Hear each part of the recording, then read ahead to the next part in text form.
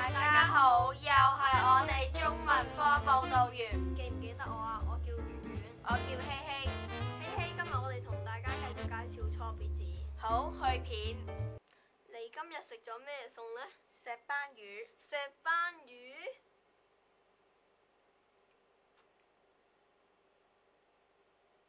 其實石斑魚嘅斑字中間係文字嚟嘅。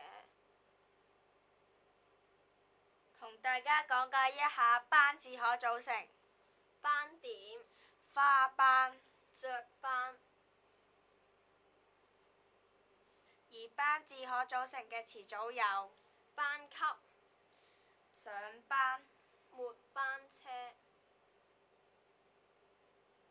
大家一定要記住斑同埋斑嘅用法啦。麻煩一碟粟米石斑飯。哈哈，拜拜，下